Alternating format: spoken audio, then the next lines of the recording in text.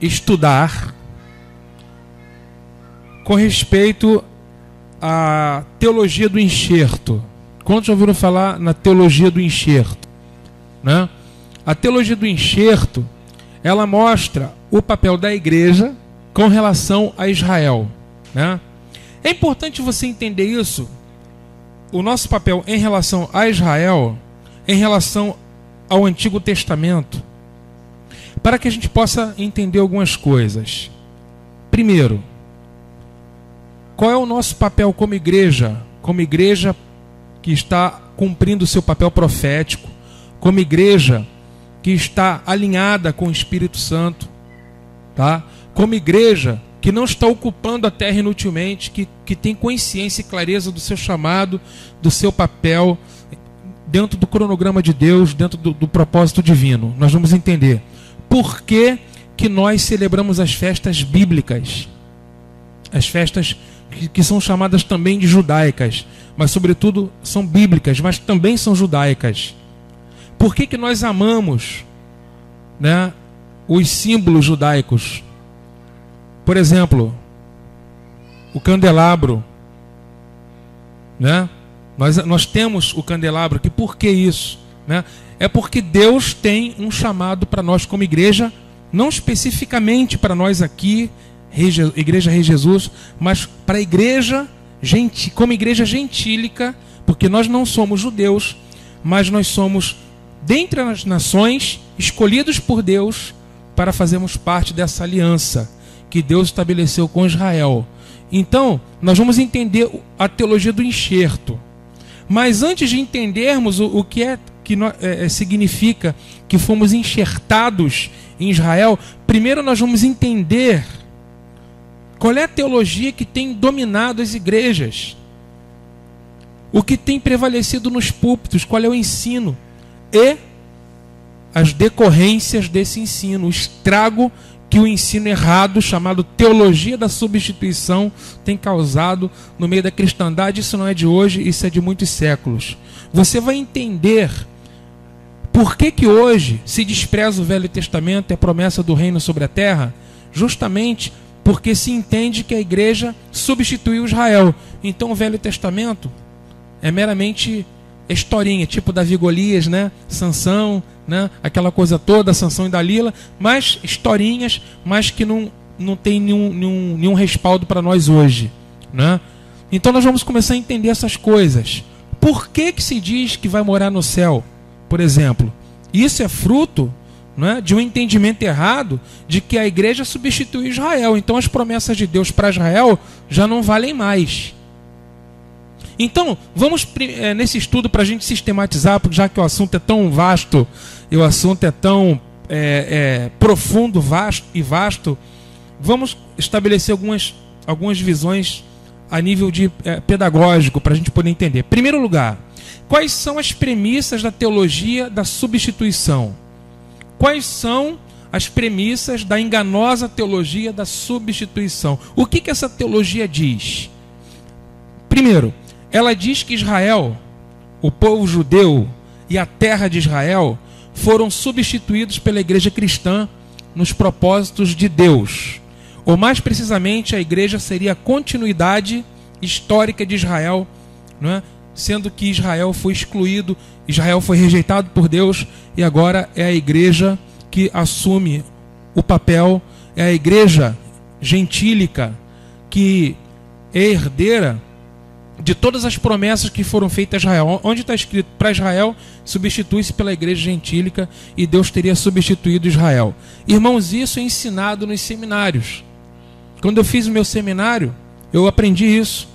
E os pastores ensinam aquilo que eles aprendem. E os crentes, eles pregam e ensinam aquilo que eles ouvem também.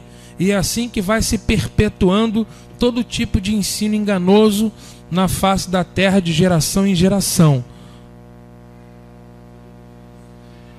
Então vamos prosseguir. A primeira premissa é essa: Israel, que é o povo judeu, e a terra de Israel foram substituídos pela igreja.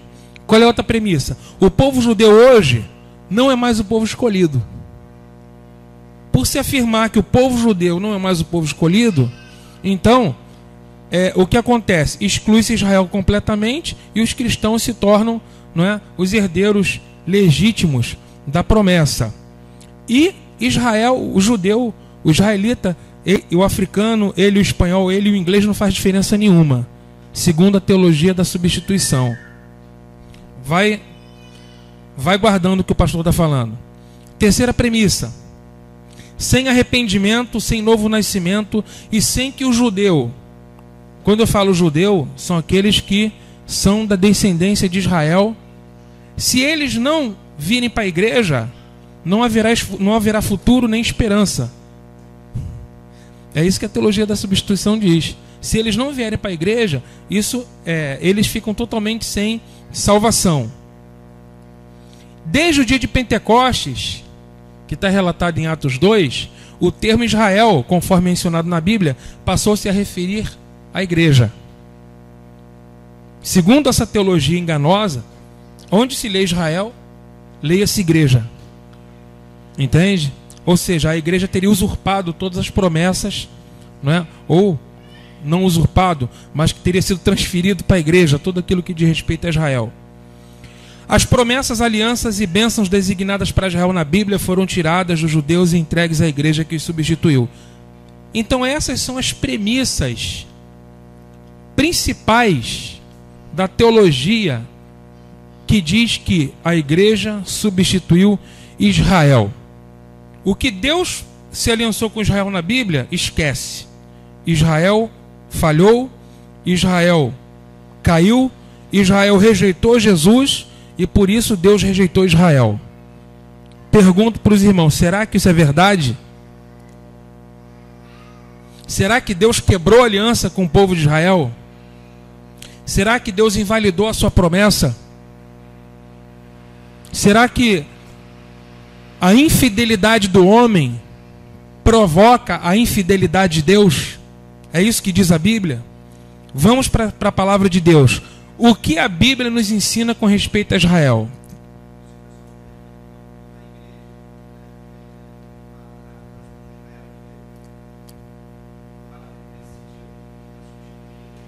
Na maioria das vezes, sim. Pode ser que não, mas na maioria das vezes se diz com a ideia de substituir. Mas nós vamos entender o que é o Israel de Deus. Então, irmãos, as premissas da teologia da substituição é essa. Eu digo para vocês, mais de 90% da cristandade crê desse jeito. Mas por que crê desse jeito?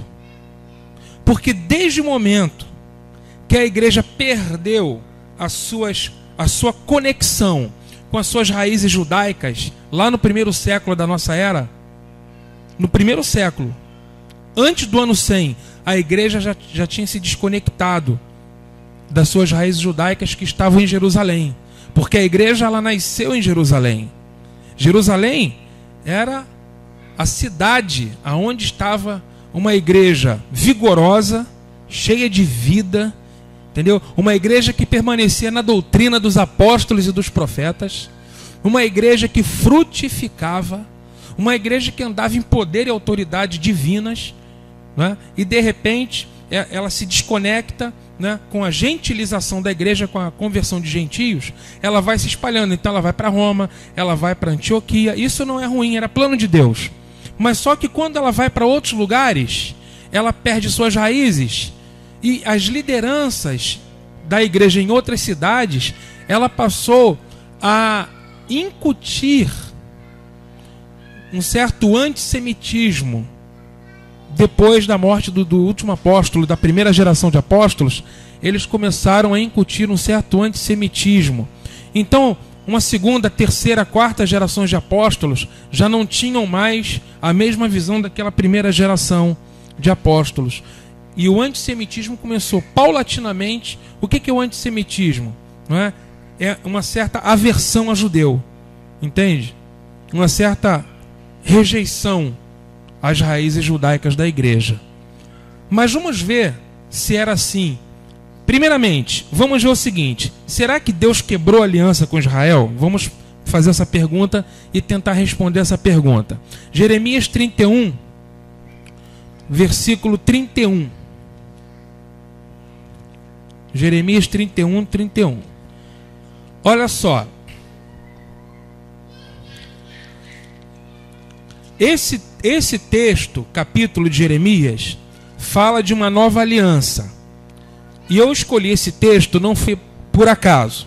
Porque esse texto, ele nos fala da nova aliança, que normalmente nós entendemos que Deus vai fazer uma nova aliança apontando para os gentios. Então, Israel pecou, Israel caiu, Israel falhou, então Deus vai fazer uma nova aliança com um povo que não seja o povo de Israel. É normalmente esse o entendimento que se tem da nova aliança. Vamos ver se é isso mesmo. Vamos ler até o versículo de número 37. Jeremias 31, 31. Eis aí vem dias, diz o Senhor, em que firmarei nova aliança. Com quem? Então, olha só, Deus, ele está dizendo que vai fazer uma nova aliança com a casa de Israel e com a casa de Judá. Não conforme a aliança que fiz com os seus pais, no dia em que os tomei pela mão, para os tirar da terra do Egito, porquanto eles anularam a minha aliança, não obstante eu os haver desposado, diz o Senhor. Vamos entender, está dizendo que o Senhor vai fazer uma nova aliança com Israel, não conforme a aliança que ele fez lá no Sinai, no Monte Sinai. Qual foi a aliança que Deus fez com Israel no Monte Sinai? Foi uma aliança com base na lei que ele entregou em tábuas de pedra. No cume do Monte Sinai, ele entregou para Moisés uma aliança em tábuas de pedra. Israel falhou no cumprimento da aliança. Mas não era propósito de Deus que Israel, e Deus sabia que Israel não iria cumprir a sua lei, porque é impossível cumprir a lei com a natureza humana pecaminosa.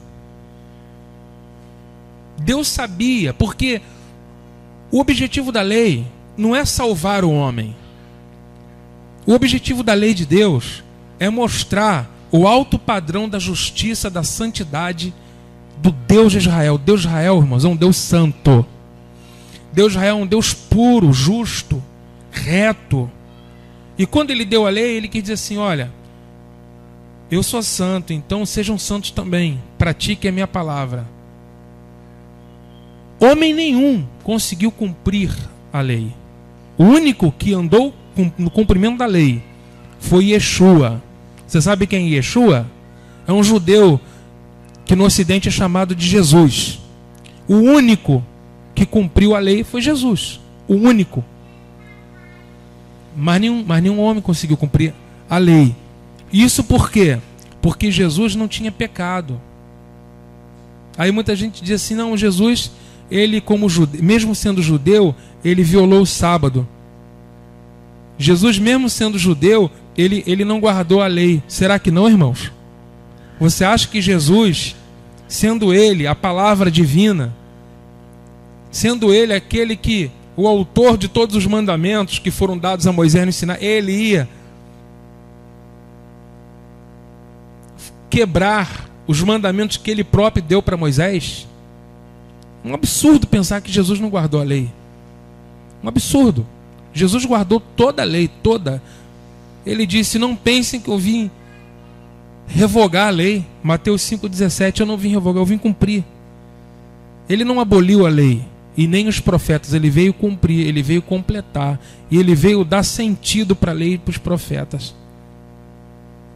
Então, Deus quis fazer uma renovação da aliança com Israel, não conforme a aliança que foi feita no Sinai, dando a Israel uma lei em tábuas de pedra, e disse, vivam essa lei, mesmo com coração de pedra.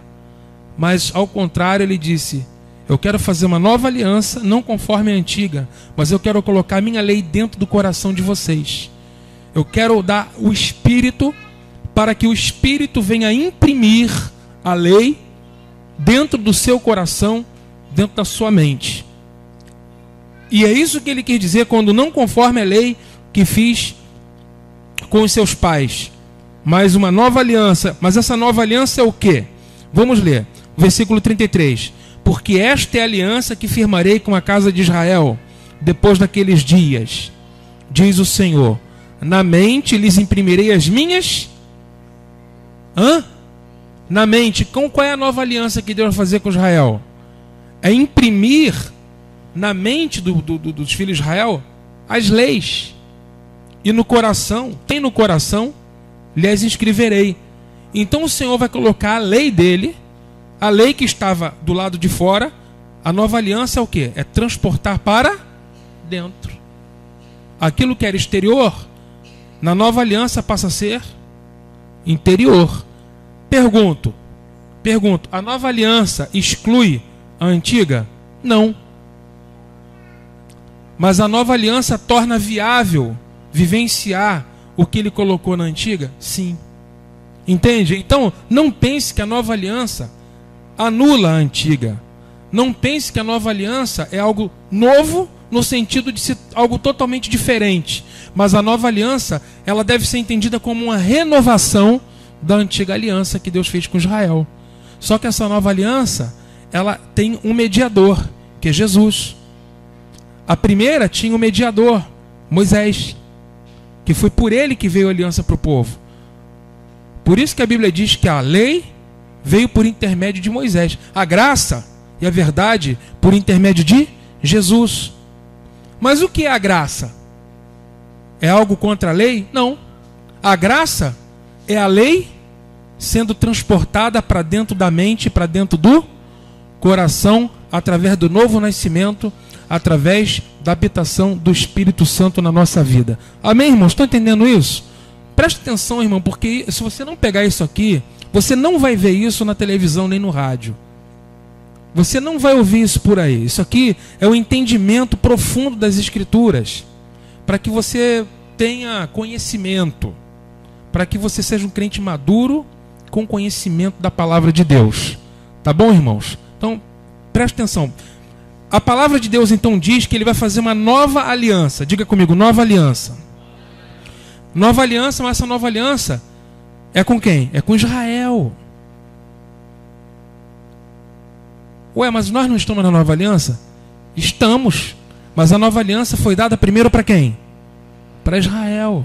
Ele disse que ia fazer com a casa de Israel e com a casa de Judá. Ou seja, com os descendentes de Abraão. Tá? Então vamos lá. Olha o que está escrito no versículo 35. Assim diz o Senhor que dá o sol para a luz do dia, e as leis fixas a lua e as estrelas para a luz da noite, que agita o mar e faz bramir as suas ondas. O Senhor dos exércitos é o seu nome. Se falharem essas leis fixas diante de mim, diz o Senhor, deixará também a descendência de Israel de ser uma nação diante de mim para... Deus está dizendo que rejeitou Israel? O Deus que deu o sol para iluminar o dia, e a lua e as estrelas para alumiar durante a noite, disse, se o sol deixar de brilhar e a lua não der mais a sua claridade, se a lua se apagar, se as estrelas se apagarem, também Israel vai deixar de ser meu povo para sempre. O sol vai deixar de brilhar, irmãos? Não. A lua vai deixar de brilhar? Não. Também Israel nunca vai deixar de ser povo de Deus. Estão entendendo isso? Como é que Deus rejeitou Israel? Como que Deus anulou o seu pacto? Nosso Deus quebra aliança? Olha o que diz o versículo 37. Assim diz o Senhor, se puderem ser medidos os céus lá em cima e sondados os fundamentos da terra cá embaixo, também eu rejeitarei toda a descendência de Israel por tudo quanto fizeram, diz o Senhor. Quem pode medir os céus? Quem pode sondar a terra, os fundamentos da terra? Se isso puder ser feito, Israel vai deixar de ser descendência do Senhor. Se o sol deixar de brilhar, Israel deixa de ser povo de Deus. Se a lua e as estrelas não derem mais a sua luz, Israel deixará de ser povo de Deus. Como isso nunca vai acontecer, Israel será sempre e para sempre o povo de Deus. Diga amém. Então, irmão, se alguém vier dizer para você assim: ué, restauração de raízes judaicas? Que isso? Deus rejeitou Israel, porque Israel rejeitou o Messias. Deus rejeitou Israel. O negócio de Deus agora é com a igreja, porque Israel pecou. Eu fico pensando, a igreja não está pecando não, né, gente? A igreja não falha não, os líderes são todos santos, né? A igreja é uma bênção, está pura e imaculada, né? Porque Israel pecou. Você vai entender por que Israel rejeitou o Messias. Eu vou falar sobre isso aqui hoje. Quantos querem aprender sobre isso? Você vai ver que Israel não rejeitou porque quis. Ele não endureceu porque quis, ele foi endurecido. É diferente. Diferente. Mas a questão é que, se a gente acha que Deus quebrou a aliança com Israel porque Israel pecou, ai meu filho, diga assim, coitado de mim. Diga, coitado. Porque se a gente acha que Deus quebrou a aliança com Israel porque Israel transgrediu em muitos momentos da sua história, então, meu amigo, pode ter certeza que a aliança com a igreja também vai ser quebrada. Se ele quebrou a aliança com Israel, não tem aliança com a igreja. Pode ter certeza disso. Então, vamos entender. Vamos ver um outro texto? Jeremias 33, está logo uma página ou duas na frente.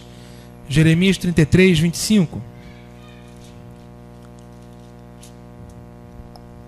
Depois a gente vai para o chamado Novo Testamento, tá?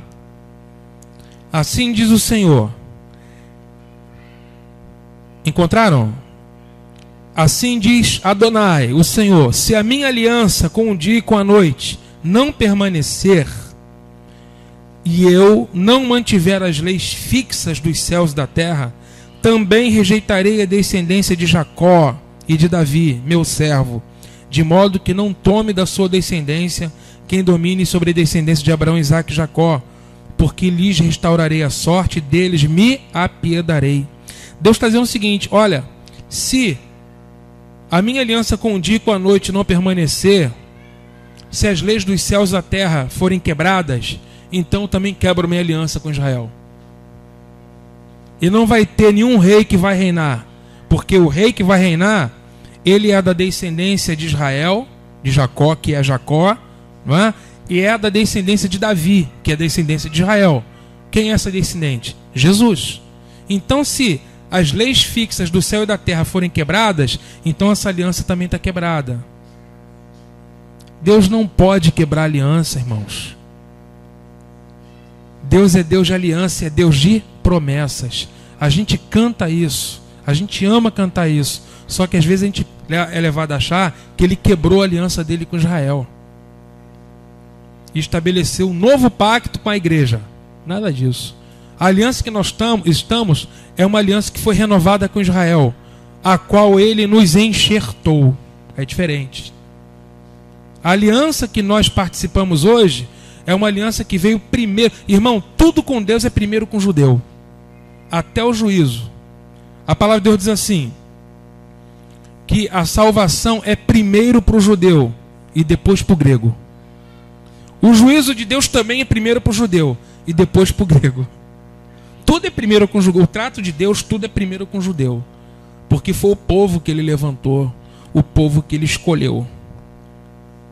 Amém, irmãos? Vamos para Romanos capítulo 9. Romanos capítulo 9. Eu quero estar como igreja dentro da vontade de Deus, fazendo aquilo que Deus quer que a gente faça e crendo naquilo que Ele nos ensinou. Romanos 9, no versículo 4. Vamos ver se Deus quebrou a aliança dele com Israel. Isso vindo da boca de um apóstolo judeu chamado Saulo de Tarso. Apóstolo Paulo. Romanos capítulo 9, no versículo de número 4, diz assim. A gente pode até ler, irmãos, a partir do versículo 1. Esse texto é muito interessante. Diz assim: digo a verdade em Cristo, não minto, testemunhando comigo no Espírito Santo a minha própria consciência. Tenho grande tristeza, olha Paulo falando, eu tenho grande tristeza e incessante dor no meu coração. O que trazia tristeza para Paulo? Ele diz no versículo 3: eu mesmo desejaria ser maldito, anátema significa maldito, separado de Cristo por amor dos meus irmãos, meus compatriotas segundo a carne. Quem são esses? Diga assim: Israel. Então Paulo era tipo assim: se eu pudesse me separar de Cristo e eles serem salvos, eu faria isso. É aquele sentimento semelhante ao sentimento de Moisés. Senhor, eles são teu povo, salva eles, perdoa eles, ou então risca o meu nome do livro da vida. O mesmo sentimento de Paulo era o sentimento de Moisés em relação ao povo. Deus disse: Israel é teu povo. Deus: meu não é teu, Senhor, é teu povo. Não é meu povo, não é seu povo. E ele entrou numa intercessão tremenda quando Israel, depois que Moisés subiu ao Monte Sinai e ficou lá vários dias, eles começaram a idolatrar o bezerro de ouro, não foi? Quando ele desceu, Deus disse: eu vou destruir esse povo. Aí Moisés começou a fazer uma intercessão tremenda por eles. Senhor, perdoa eles, se não risco o meu nome do teu livro. Que líder, né, irmãos? Que líder. Ele perderia o reino para que Deus perdoasse o povo. Deus viu aquela ousadia dele e Deus perdoou o povo pela intercessão de Moisés. Paulo tem o mesmo sentimento. Ele disse: eu gostaria de ser anátema, separado de Cristo por amor dos meus irmãos. Olha só o que está escrito no versículo 4.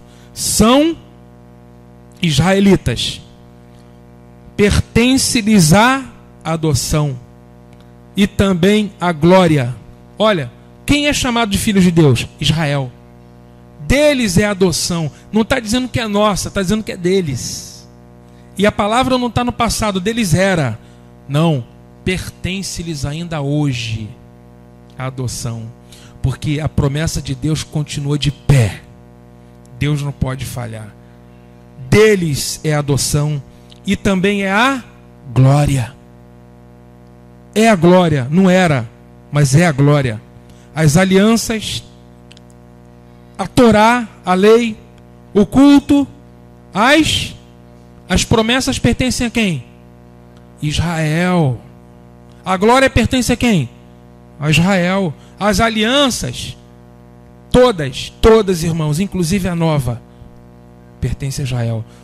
Foi profetizado: eu vou fazer com Israel, com a casa de Israel e com a casa de Judá uma nova aliança.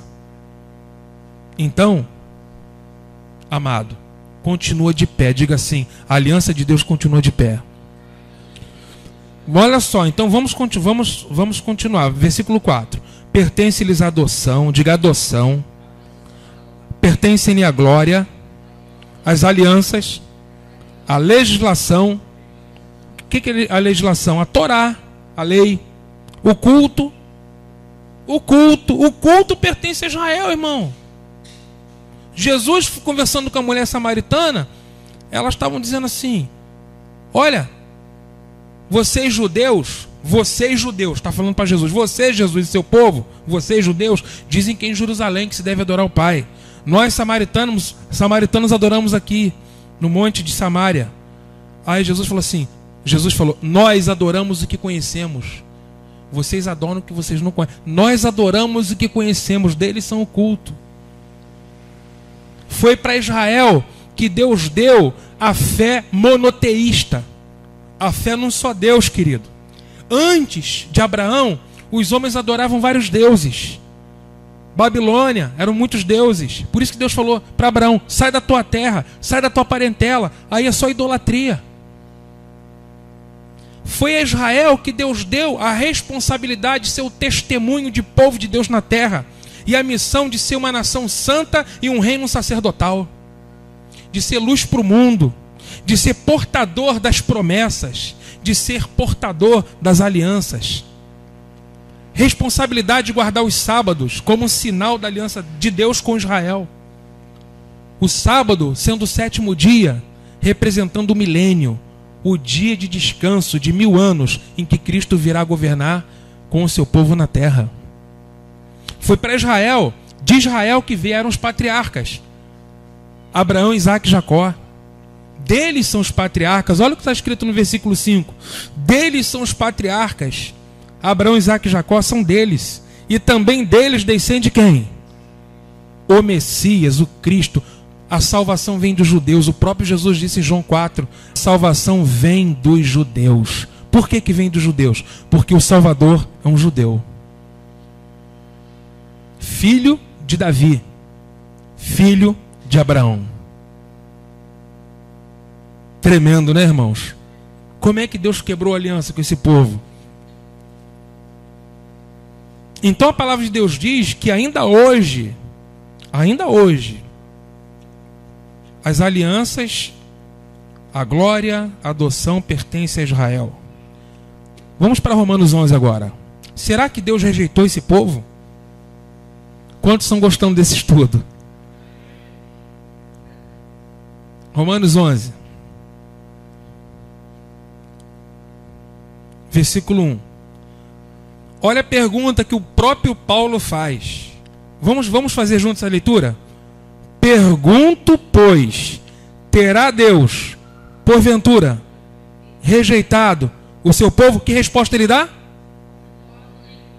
Porque eu também sou israelita. Olha o que Paulo fala: eu sou israelita, da descendência de Abraão, da tribo de Benjamim. Deus não rejeitou o seu povo, a quem de antemão conheceu, amados. Será que Deus rejeitou Israel? Qual é a resposta de Paulo? De modo nenhum. Pergunta para o seu irmão: Deus rejeitou Israel? Qual é a resposta que você dá para o seu irmão? De modo nenhum. De modo nenhum. Por quê? Porque Deus os conheceu de antemão. Povo escolhido, irmãos. Agora, quando a igreja diz que Deus rejeitou Israel, e se Deus deu a promessa do reino sobre a terra, foi para quem? Foi para Israel. Deus rejeitou Israel, quebrou a aliança. Vamos todo mundo morar no céu. Quebrou a aliança com Israel. É por isso que se fala aí, todo mundo quebrou, que vai morar no céu. Por quê? Não considera as alianças que foram feitas. Deus tem feito alianças ao longo da história. E essas alianças todas estão diante dele. E ele não pode quebrar a aliança. Por que que a igreja hoje celebra Natal? Porque a igreja não está em conexão com as suas raízes judaicas. Não está na oliveira. Não está na palavra.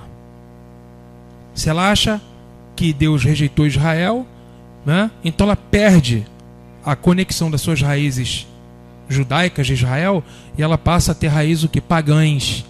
O contrário de raízes judaicas são raízes pagãs, da Babilônia, do Egito, da Grécia e de Roma. Aí a igreja foi assimilando doutrinas, costumes, tradições do paganismo.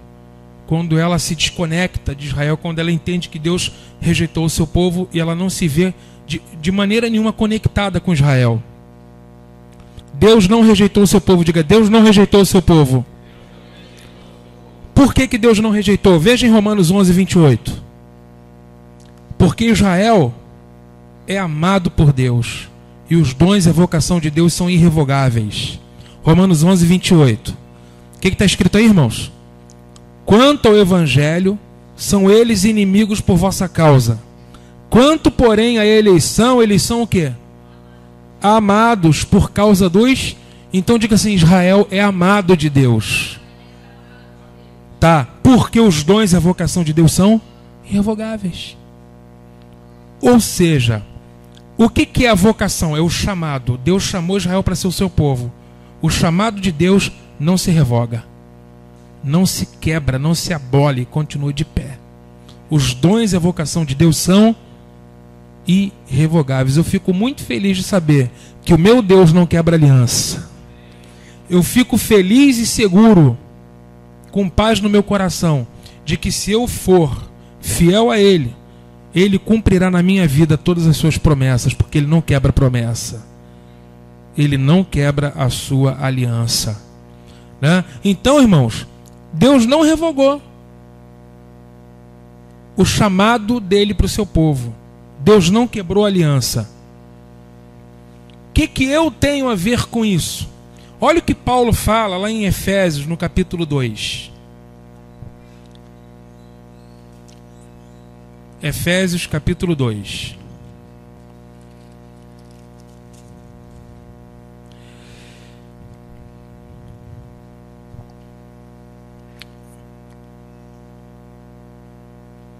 Olha o que Paulo fala aí. Versículo 11. Portanto, lembrai-vos dos que outrora eram gentios na carne, chamados incircuncisão por aqueles que se intitulam circuncisos na carne por mãos humanas. Naquele tempo, nós estávamos sem Cristo. Nós estávamos separados de quem? Da comunidade de Israel. E nós estávamos estranhos às alianças da promessa, não tendo esperança e sem Deus no mundo. Presta atenção. Quando você estava sem Cristo, você estava fora da aliança, fora da comunidade de Israel, totalmente alheio a essas alianças, porque você era pagão. Amém, irmão? Era pagão, era idólatra. Nós não amávamos o Deus único que foi revelado primeiro para Israel. Então, sem Cristo, estávamos longe da comunidade de Israel e estranhos às alianças da promessa.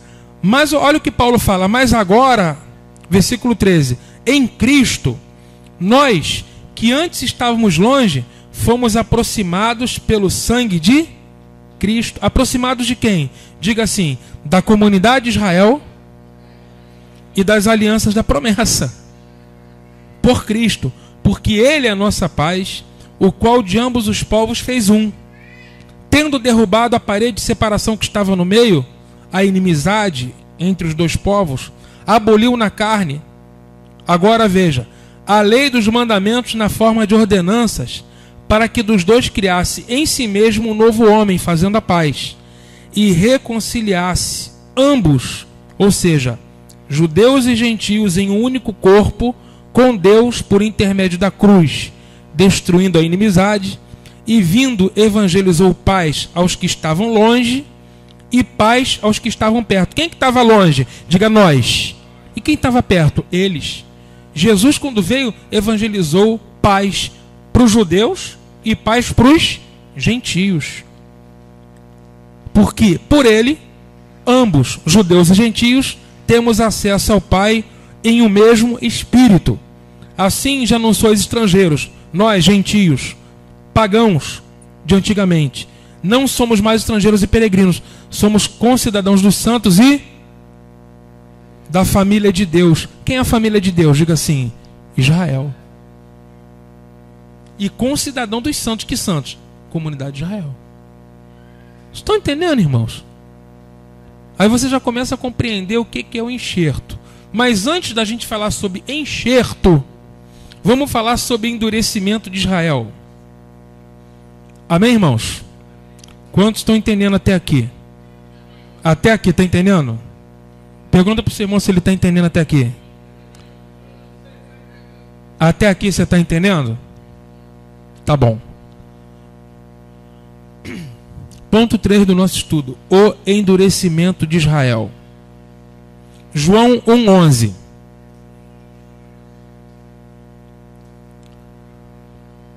João 11. Quem pode ler?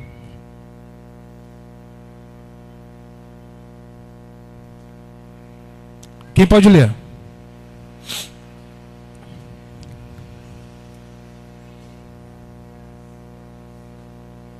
Veio para os que eram seus e os seus não o receberam. Quem é que veio? Jesus. Quem eram os seus? Israel. Jesus veio para Israel, é isso que está escrito aí. Mas Israel Vamos entender essa rejeição? Vamos entender essa rejeição? Vamos entender esse endurecimento? Vamos ver como que Paulo entende isso. Romanos 11. capítulo 11, versículo 7. Foi Israel que endureceu o coração porque quis? Ou terá sido Deus que endureceu o coração de Israel? Romanos 11, 7. Que diremos, pois? O que Israel busca, isso não conseguiu, mas a eleição o alcançou. E os mais foram o quê? Endurecidos. Então houve uma parte que foi alcançado. O endurecimento não foi para todo Israel, mas por que não foi para todo Israel? Pedro era judeu? Pedro era judeu ou gentio? Judeu ou gentio? O nome dele era Kefa. Pedro é na tua Bíblia, mas lá Yeshua chamava ele de Kefa. Kefa, Shimon Kefa. Kefa, Pedro. Tiago, na nossa Bíblia, porque lá ele era chamado de Yaakov. Yaakov, sabia disso? Não, né? Como é que era o nome de Mateus? Matiahu. Todo mundo judeu. Então, não foi Israel todo que resistiu a Jesus. Foi uma parte de Israel. Paulo era Shaul. Shaul da cidade de Tarso. Então Paulo também era um judeu. Então o endurecimento não foi para todo o Israel, mas foi para parte de Israel. Agora olha só, versículo 7. O que Israel busca não conseguiu, mas a eleição da graça alcançou. Alcançou alguns. E os mais foram o quê? Foram o quê? Então eles não se endureceram, eles foram endurecidos. Alguém precisou endurecê-los. Como está escrito, quem endureceu? Deus lhes deu espírito de entorpecimento, olhos para não ver e ouvidos para não ouvir, até o dia de hoje. Quem entorpeceu o entendimento dos irmãos israelitas? Deus. Quem tapou os ouvidos deles? Deus. Agora, o endurecimento deles não é para com Deus não, viu, irmãos? É para com o Messias. Eles não conseguem entender. Irmãos, olha, o pastor tem estudado profundamente a literatura dos sábios de Israel. Eu tenho estudado, eu fico impressionado como que as coisas que muitos dos rabinos de Israel falam, você vê Tiago falar, Pedro falar, o próprio Jesus. E a sensação que eu tenho é que quando se cobra um pênalti, sabe, pênalti numa partida de futebol, e aquela bola vai lá no cantinho, tira tinta da trave, mas a bola não entra. Eles chegam muito perto, irmãos, mas na hora de entender que Jesus é o Messias, parece que caiu um véu e eles não conseguem ver. Eu nunca vi tanta riqueza de conhecimento como tem os sábios do povo de Israel. Mas conhece muita coisa da Torá, dos profetas, mas no que diz respeito ao Filho de Deus, eles não conseguem ver. Não pode ser natural uma coisa dessa. A mão de Deus está nisso. Então entenda que se hoje Israel ainda... Irmão, se toda a nação de Israel dissesse Baruch, Rabab, Shem, Adonai, bendito que vem o nome do Senhor, vem filho de Davi, vem reinar sobre nós, e ele entra ali, sem chance para você. Olha para o teu irmão e fala assim, sem chance para você. Não ia ter chance para nós. Se Israel recebe Jesus como Salvador, não ia ter chance para nós. E a gente fica assim, malvado do judeu, rejeita Jesus, amaldiçoado. E ficava amaldiçoando, né, Abraão e o seu descendente, né? Não leu Gênesis 12, né? Que diz que Deus vai abençoar os que abençoarem e amaldiçoar os que amaldiçoarem a Israel. A gente, bando de judeu. Aí começa a amaldiçoar os judeus, começa a falar um monte de coisa a respeito do judeu, né? Mole não, gente. E se eles rejeitaram o Messias, é porque a mão de Deus está ali, ó, vendando eles. Não é por falta de... que eles querem rejeitar porque querem rejeitar. Não é isso não, irmão. Você está vendo que o entendimento, eles não estão conseguindo ter esse entendimento com toda a sabedoria que eles têm. Por quê? Porque Deus tem um propósito nisso. E qual é o propósito de Deus de endurecer parte de Israel? Leia comigo o versículo 11. Romanos 11, 11. Gostaria que você lesse bem alto. Vamos ler todos juntos. 1, 2, 3 e já. Pergunto, pois, porventura tropeçaram para que caíssem? De modo nenhum. Mas pela sua transgressão veio o quê? Diga graças a Deus. Pela rejeição de Israel veio a nossa salvação. Se Israel tivesse abraçado o Messias, não ia ter chance para nós, porque aqui não tem nenhum judeu, aqui só tem gentio. Nós estaríamos fora da aliança, como estávamos desde o princípio. A aliança é para Israel, irmão.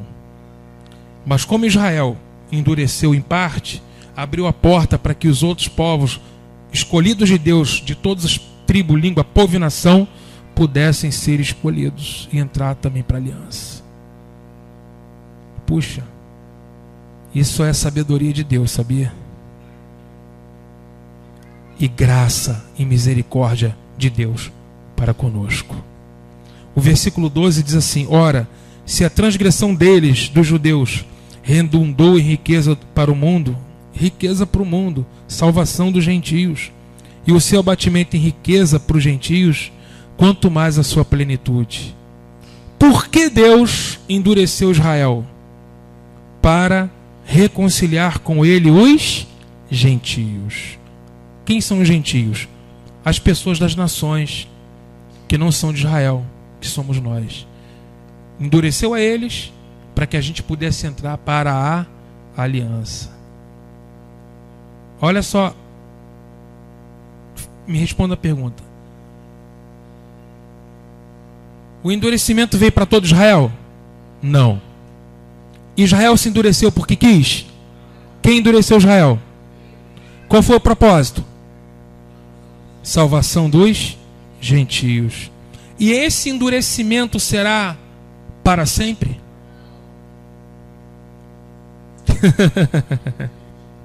Romanos 11, 25. Olha o que Paulo fala aí.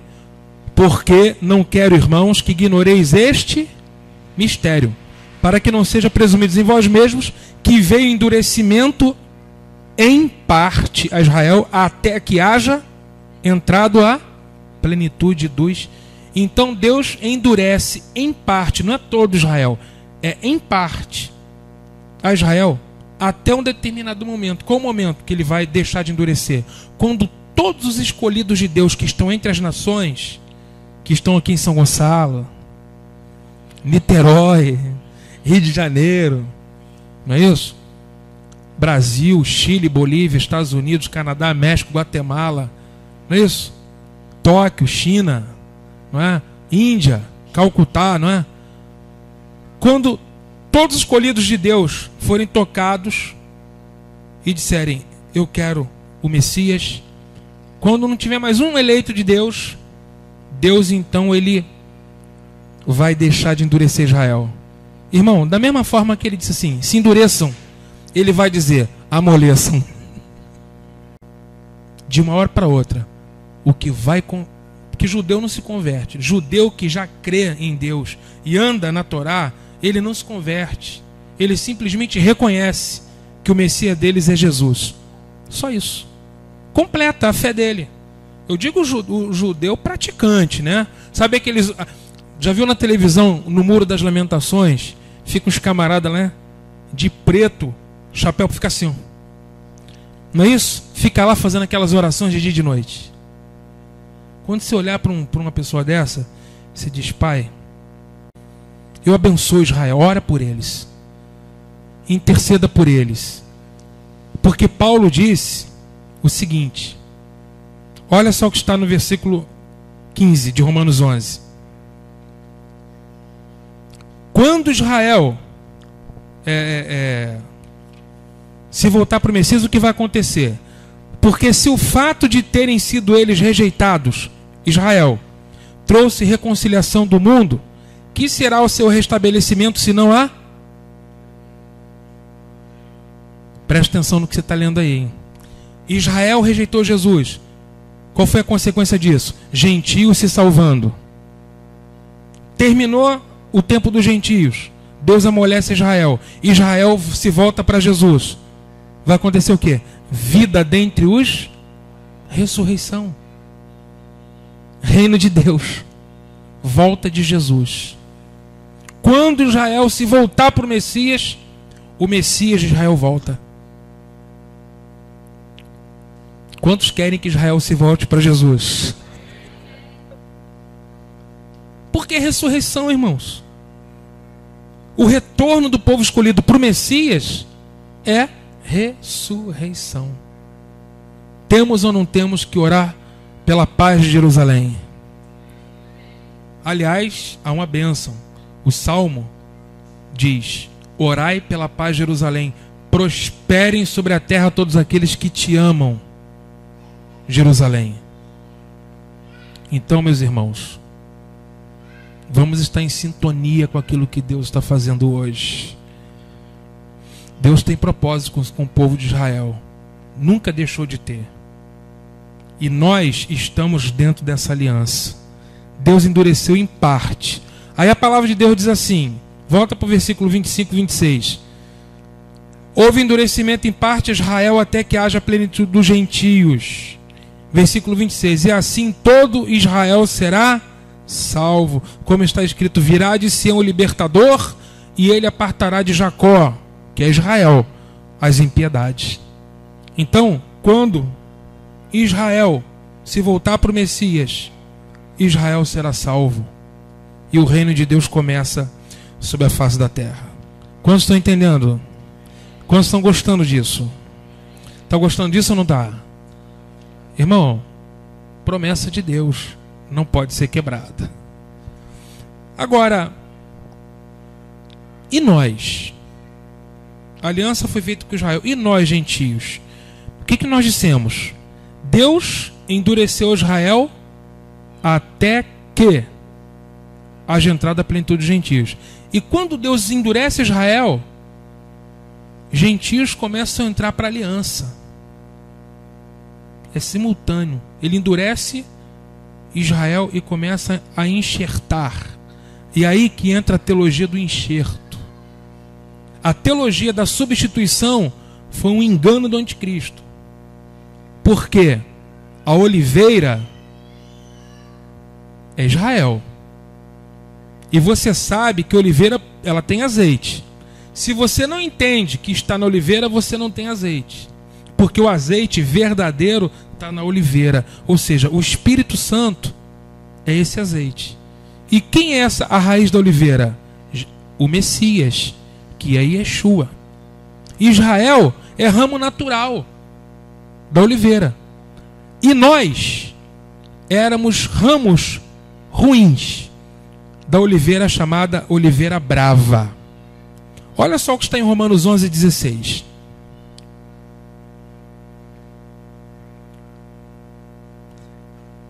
E se forem santas as primícias da massa, igualmente o será a sua totalidade.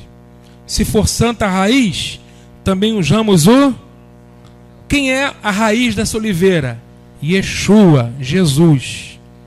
Se nós somos ramos e estamos enxertados, se a raiz é santa, o ramo também é santo. Se, porém, algum dos ramos foram quebrados, quais ramos que foram quebrados? Diga assim, israelitas. Foram quebrados, ou seja, endurecidos. Quebrados, ou seja, foram tirados da oliveira. E tu, sendo o quê? A versão dele fala jambuzeiro. A minha fala oliveira brava. A sua fala o quê? Oliveira brava? A tua linguagem de hoje, né? Oliveira brava. Então diga assim, nós gentios, diga nós gentios, éramos o quê? Jambuzeiro. Nós éramos um oliveira brava. O que é oliveira brava? Oliveira ruim. Olha para o seu irmão e diga assim, você era um oliveira brava. Oliveirazinha ruim que você era, hein? Você é oliveira ruim.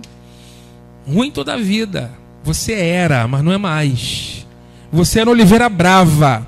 O que aconteceu contigo? Fostes enxertado em meio deles. Nós fomos enxertados na oliveira boa. O Jorge conhece bem o enxerto, né, Jorge? Profundamente não, mas conhece bastante. Tenho certeza que conhece mais do que todos nós aqui, né? Sabe por quê? Porque você já fez alguma experiência no teu sítio. Qual é a experiência que você fez lá? De acordo então com a raiz, que a raiz era de limoeiro, né? É de acordo com a raiz. Então, se a raiz era de limoeiro, vai sair limão. Mas não era laranja? Mas ele vai frutificar de acordo com a raiz. Estão entendendo isso? Não entendeu? Olha só. Isso é enxerto. O enxerto, olha só, vamos explicar de outra forma. Você tem uma fruta. Dentro dela você tem sementes. Ela frutificaria de acordo com a semente dela. Semente de laranja produz laranja, semente de limão produz limão. Mas se você pegar a semente da laranja, que deveria produzir o quê? Se você enxertar essa semente aonde está plantado o limão, entendeu? Você vai enxertar na raiz do limoeiro. É porque é de acordo com a raiz. É a raiz que determina o... É a raiz. Entendeu? É isso que Paulo está dizendo aqui. Quantos entenderam?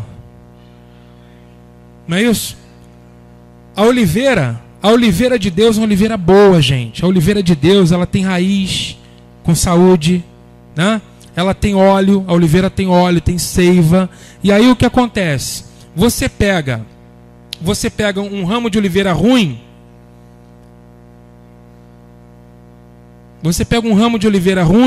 e coloca na oliveira boa, pelo enxerto, faz essa incisão e faz o enxerto, a raiz da oliveira boa, ela vai, pela raiz, a seiva, o óleo, vai passar para todos os ramos, inclusive para aquele enxerto de oliveira ruim.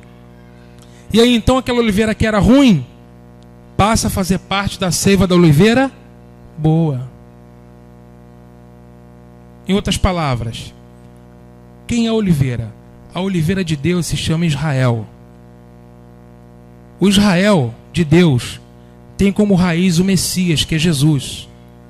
E uma seiva, um óleo chamado Espírito Santo, que é a vida de Deus. Todos os ramos da oliveira boa recebem da raiz do azeite. Só que aquele que era ruim foi enxertado. E pelo enxerto, quem era ruim? Nós fomos, pelo Messias, enxertado nessa oliveira boa. E aí nós passamos a fazer parte da oliveira. Porque, mediante o enxerto, eu recebo da seiva da oliveira. E passo a ter vida também. E vida em abundância. É essa a teologia do enxerto que os apóstolos ensinaram desde o início. E que a apostasia, não é? Quando ela cortou o nosso vínculo com as raízes judaicas, não é? Aí pronto, se tirou a gente da raiz judaica, nos enxertou na raiz da Babilônia, da apostasia. Que tipo de fruto a gente vai produzir? Só fruto ruim, né? Só teologia, ensinos ruins e distantes do ensino da Bíblia. Então, continuando a ler o texto, versículo 17. Se, porém, algum dos ramos foram quebrados, e tu, sendo oliveira brava, foste enxertado em meio deles, e te tornaste o quê? Da raiz. A gente participa da raiz e da seiva da oliveira. Não te glories contra os ramos. Quem são os ramos naturais? Israel. Não fica aí soberba achando aí, ó, eu tô crendo, o judeu não crê. Judeu ruim, judeu incrédulo, né? Eu creio, o judeu não crê. Não te glories contra os ramos. Porém, se te gloriares, sabe que não é tu que sustentas a raiz, mas é a raiz que te sustenta. Você é sustentado por causa da raiz. Então dirás, pois, alguns ramos foram quebrados para que eu fosse enxertado. É verdade? É. Bem, versículo 20. Pela sua incredulidade foram quebrados. Tu, porém, mediante a fé, estás firme. Não te ensoberbeças mais. Então, saber que você foi enxertado tem que produzir duas coisas. Primeiro, humildade. Segundo, temor. Humildade e temor. Porque se nós fomos enxertados, não é porque a gente é muito bonzinho. E se eles foram quebrados, não é porque eles são ruins, mas é propósito de Deus. Porque se Deus não poupou os ramos naturais, também não te poupará. Se Deus endureceu Israel, por que você acha que Ele não vai te endurecer se você for soberbo? Por isso que a gente tem que andar com humildade e agradecendo ao Senhor. Muito obrigado. Todos os dias, Senhor, obrigado pela Tua graça. Obrigado pela Tua bondade.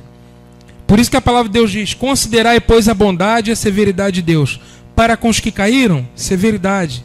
Mas para contigo, bondade, se nela permaneceres. De outra sorte, também tu serás cortado.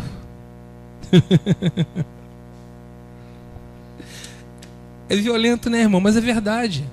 Se Deus cortou eles, por que você acha que não vai cortar a gente? Por isso que a gente tem que andar com humildade diante de Deus e abençoar esse povo. Vocês estão entendendo que há uma coisa muito profunda de Deus com Israel, gente? Tem ou não tem? Tem ou não tem? Tem. Eles também não... versículo 23. Eles também, se não permanecerem na incredulidade, serão enxertados. Olha aí. Eles também, se não permanecerem na incredulidade, serão enxertados. Pois Deus é poderoso para os enxertar de novo. Israel vai voltar para o Messias. Pode ter certeza, é claro que vai. Mas é um propósito de Deus endurecê-los para que nós pudéssemos entrar para a aliança. Aí eu pergunto, irmãos, olha só. Nós éramos oliveira boa ou ruim? Oliveira boa ou ruim? Você é oliveira boa ou oliveira ruim? Hein? Você era um jambuzeiro. A quem pertence a adoção de filhos? Vai falando, irmão. Quem pertence à adoção de filhos? As alianças, a glória, a Torá, os patriarcas, as promessas. Tudo deles. Está tudo aí nessa raiz. Aí você que estava fora, você que estava excluído, você estava sem Deus, separado, alheio, morto nos seus pecados, pela graça, mediante o Messias Jesus, Deus vem, te perdoa, te faz nascer de novo e te enxerta nessa oliveira. Aí a promessa de Deus que estava sobre Abraão e seu descendente passa a ser também sua. As alianças de Deus com Abraão e com Israel também passam a ser, porque você está enxertado. É por isso que a promessa de Deus para Abraão e para o seu descendente, que é a posse da terra por herança perpétua para todo sempre, também é para nós. Por quê? Porque está com eles a promessa. Mas se Deus me enxertou neles, o que é deles também é meu, também é nosso. É por isso que Satanás trocou a teologia do enxerto pela teologia da substituição, para cortar todo o vínculo que nós temos desde a primeira aliança de Deus com o seu povo. Que aí faz com que você não participe de nada disso. Mas agora em Cristo, nós que estávamos longe, estamos perto. E somos concidadãos dos santos e membros da família de Deus. Aleluia! Glória a Deus! Puxa, é tão tremendo isso. Eles também, se não permanecerem na incredulidade, serão enxertados, pois Deus é poderoso para os enxertar. 24. Pois se foste cortado da que por natureza era oliveira brava, e contra a natureza, você que era pagão, jambuzeiro, ruim, foi enxertado na oliveira boa, quanto mais não serão enxertados na sua própria oliveira aqueles que são ramos naturais. O que é mais fácil para Deus? Pegar um ramo ruim e colocar na oliveira boa? Ou pegar um ramo que já era da própria oliveira e reenxertar novamente? O que é mais fácil para Deus? Converter o coração de um pagão? Ou trazer o seu povo escolhido novamente para o Messias? Entendeu? Por isso, querido, se Israel se endureceu, não foi porque ele quis, foi porque Deus endureceu a eles por amor de cada filho que Deus tem no meio de todos os povos da terra. E isso inclui a mim e a você. Vamos glorificar então a Deus por isso. Vamos louvar o Senhor por isso, pela sua bondade, pelo seu amor e pela sua graça. Para terminar, Romanos 15. Olha o entendimento de Paulo com respeito a Israel. Romanos 15, 25. Mas eu agora estou de partida para Jerusalém a serviço dos santos, porque aprove a Macedônia e a Acaia levantar uma coleta em benefício dos pobres dentre os santos que vivem em Jerusalém. Então, os crentes que vivem em Jerusalém eram crentes judeus que estavam passando por necessidade. E os crentes de outras cidades, que eram gentios da Acaia, da Macedônia, fizeram, não é, uma oferta, arrecadando oferta para mandar para Jerusalém. Mas olha o entendimento de Paulo. Isto lhes pareceu bem, versículo 27, e mesmo lhes são o quê? Devedores. Quem que é devedor? Os crentes da Macedônia, da Acaia, de São Gonçalo, são devedores aos judeus. Devedores por quê? Porque se os gentios têm sido participantes dos valores espirituais dos judeus, também devem servi-los com bens. O que eu quero tirar daqui desse texto? Os gentios são participantes dos valores espirituais dos judeus.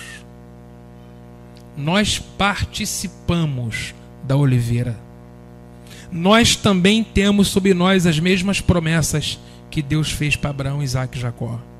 Nós também temos sobre nós as mesmas bênçãos. Se nós participamos de tudo isso, temos que ser gratos a Deus e também somos devedores a Israel. Você está entendendo por que seu pastor ama Israel? Eu amo Israel. Ah, ele é um pai coruja. Se eu te falo das coisas você não entende como que você vai crer se eu te falar das coisas espirituais. Fala assim, Nicodemos, entende o que o pastor está falando? Eu estou falando. Você entende por que eu amo tanto Israel? Vai fazer um ano, né, pastor? Aliás, sexta-feira agora. Não é hoje, mas a festa é sexta. Ai. Por que eu celebro tabernáculos? Por que você celebra tabernáculos? Porque nós somos participantes dos valores espirituais dos judeus. Entendeu? Por que nós amamos a menorá, o candelabro, um símbolo que Deus deu para Israel? Porque nós somos participantes dos valores espirituais. Isso é a igreja do primeiro século, irmão. Isso é a igreja apostólica que Jesus estabeleceu. Nós queremos viver exatamente como viviam os primeiros irmãos. Eu quero celebrar as festas. Eu quero estudar a Torá e os profetas. Eu estou apaixonado por um judeu. Fala assim, eu estou apaixonado por um judeu. Pode falar, irmã, ele não vai ficar com ciúme, não. Eu estou apaixonado por um judeu. O nome dele é Yeshua, Jesus. Aleluia.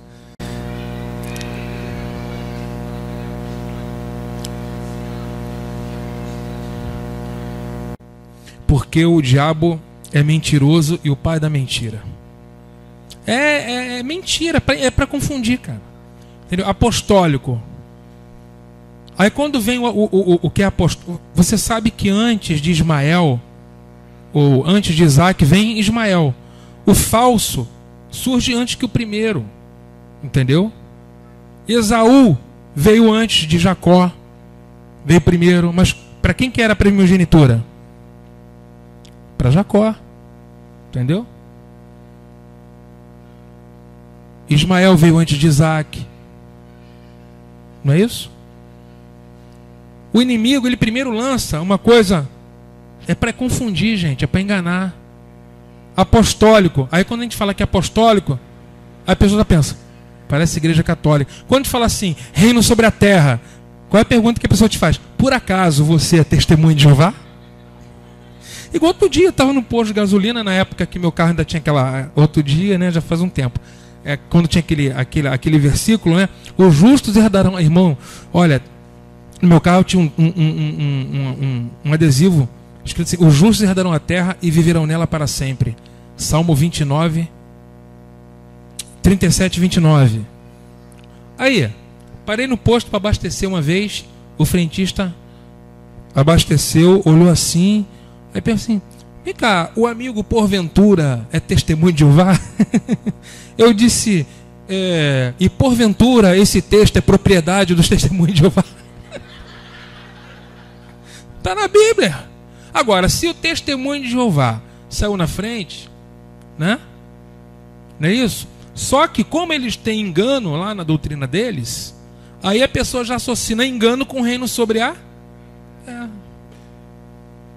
mas você não sabe que Esaú nasceu primeiro que Jacó? Você não sabe que Ismael veio primeiro que Isaac? Não é isso? Pois é. Oi? O inimigo, ele lança primeiro o engano, entendeu? Para depois, para quando o verdadeiro vier, você ficar... Não é isso, irmãos? O que mais? Por exemplo, o batismo. O batismo não é verdade? É uma verdade, não é? Então alguém começou a batizar. Então ele recebeu o nome de Batista. Por quê? A igreja batista, irmão, se você não sabe o nome dela, vem de Batista porque batiza nas águas. Entendeu?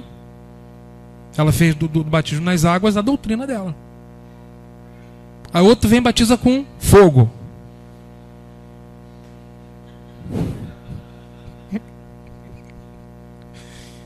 Irmãos, eu tenho uma ministração para fazer, né? Vocês podem abrir a Bíblia? Vamos para outra ministração agora? Estou afim. Ou não? Vamos ficar em pé, vamos orar. Estão entendendo, queridos? Olha só, diga assim comigo. Eu fui enxertado na oliveira boa, e por isso agora eu participo da raiz e da seiva através de Jesus. Fala, irmão. A lei dos mandamentos em forma de ordenanças. Existem, da parte de Deus para Israel, vários níveis de mandamentos. Leis, mandamentos, preceitos, estatutos, ordenanças. São vários níveis. O que Cristo na cruz aboliu não foi a lei. Aliás, está um bom assunto para a gente estudar, não é? Estamos debaixo da graça e não debaixo da... Fala assim, eu estou debaixo da graça e não debaixo da lei. Eu estou debaixo da graça e não debaixo da lei. Diga, eu estou sem lei. Duvido, você não falou.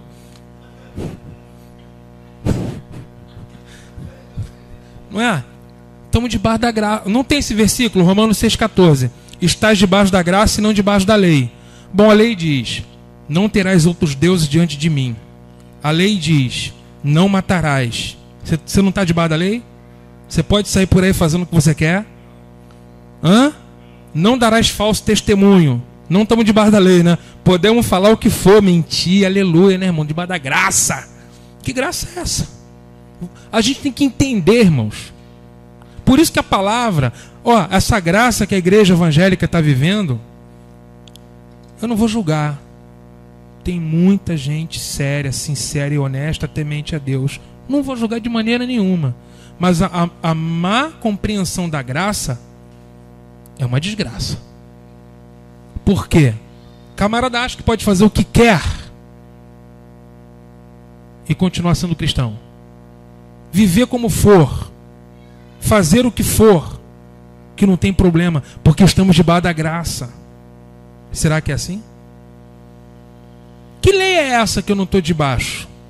Ah, então vamos entender.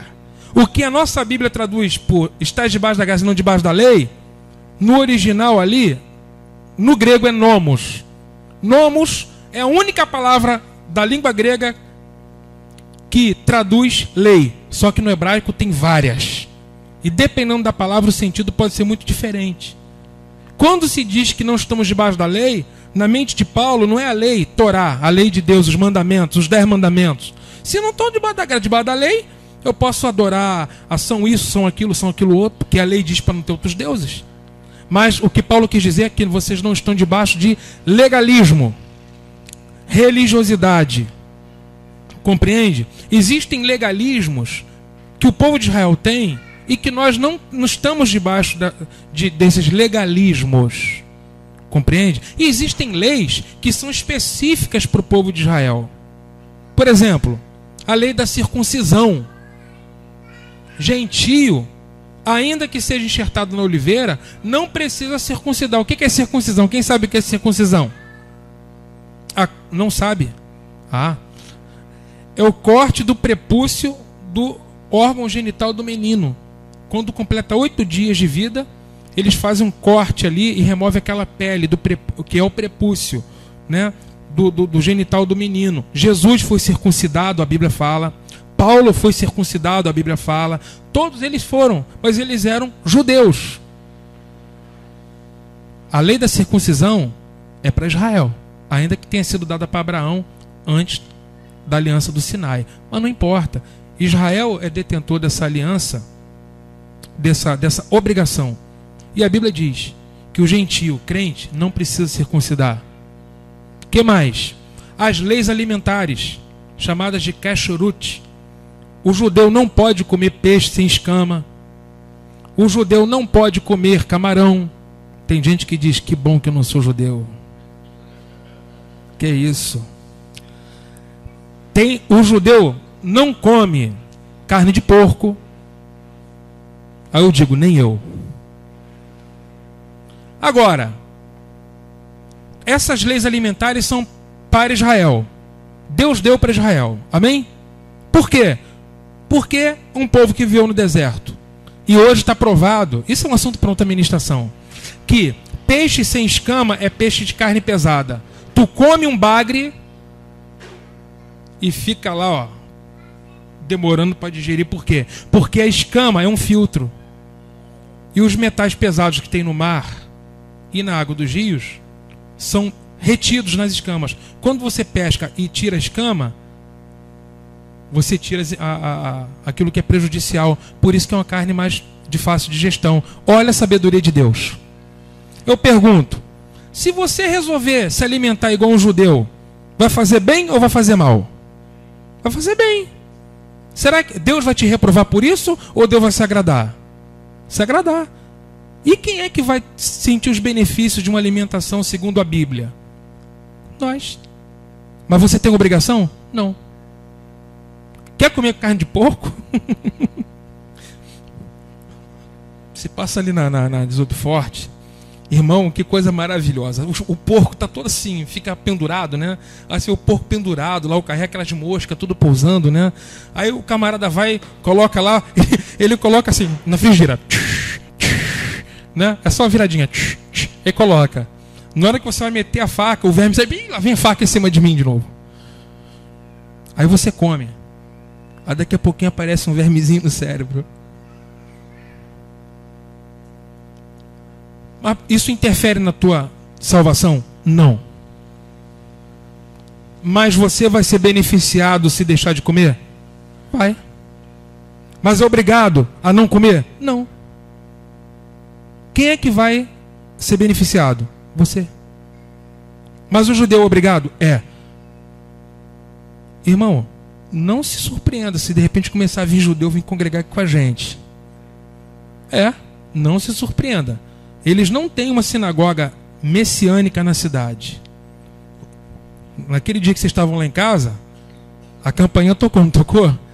Foi um que apareceu na festa Tabernáculos. Veio me dar um Shabbat Shalom. Shabbat Shalom, irmão. Batemos um papo, né? e tal, ele quer marcar para a gente estar junto.